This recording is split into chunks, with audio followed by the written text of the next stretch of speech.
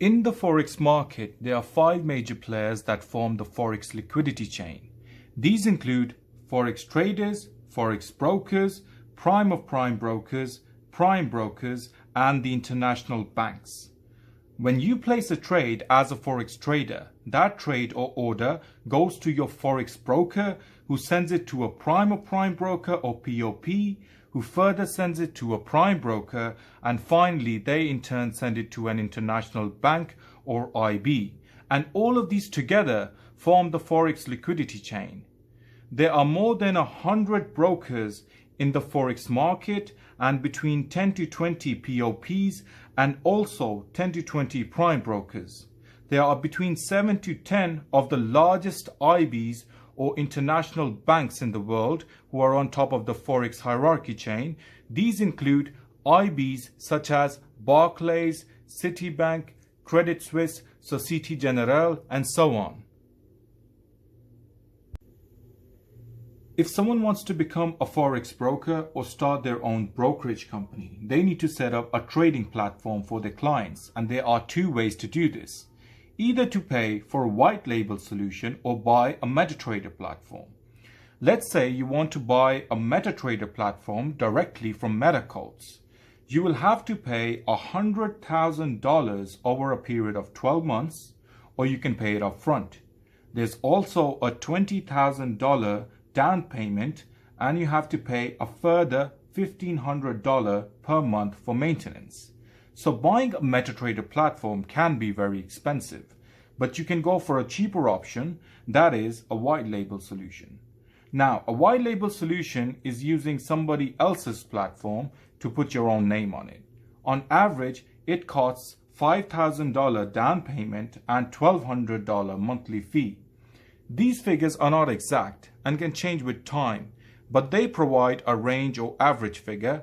So when an established broker lends their licensed trading platform to a startup broker, that is called a white label solution. So buying a MetaTrader platform to start your own brokerage costs more than $100,000, but a white label solution costs a few thousand.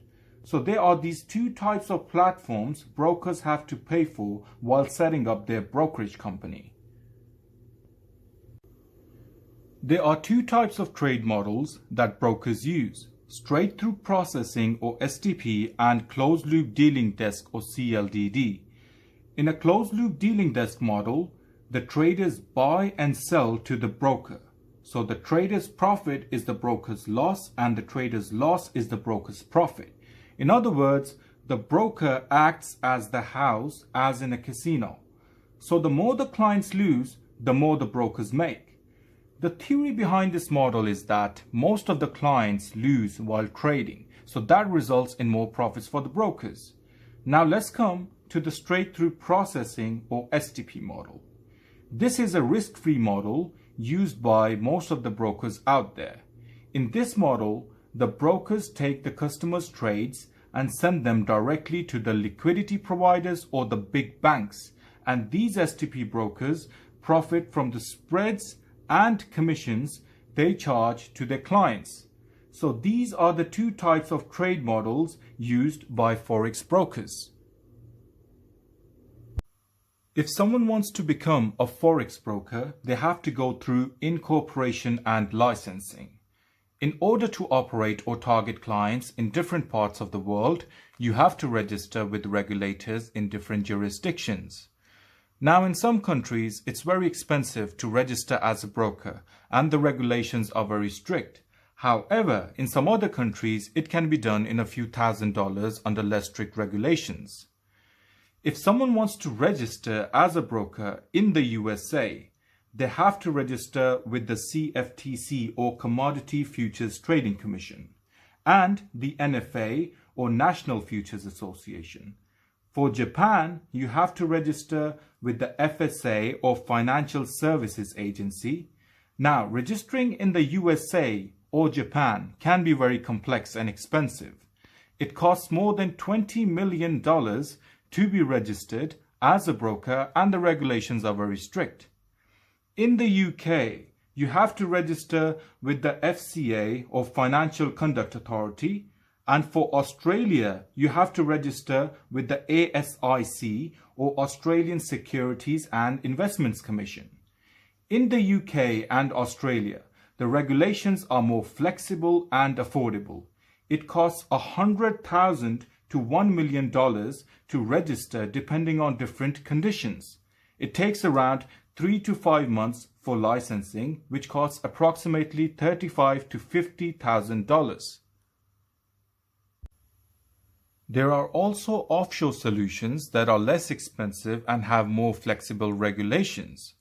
For Cyprus, you have to register with the CYSEC, or Cyprus Securities and Exchange Commission. For Malta, there's the MFSA, or Malta Financial Services Authority. Bulgaria has the BFSC, or Bulgarian Financial Supervision Commission.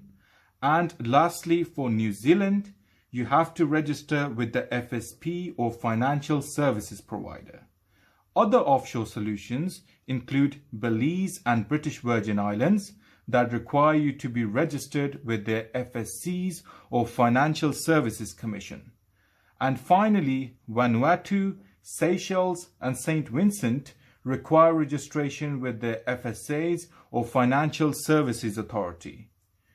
To get registered in Cyprus, Malta, Bulgaria and New Zealand, it costs around $30,000 to get a license, which takes up to 2 to 3 months. A further round figure of $125,000 as depository capital is required, and legal costs are approximately $35,000 to $50,000. For Belize and British Virgin Islands, the procedure is more simpler and costs are significantly less. That's why most forex brokers choose to get registered here.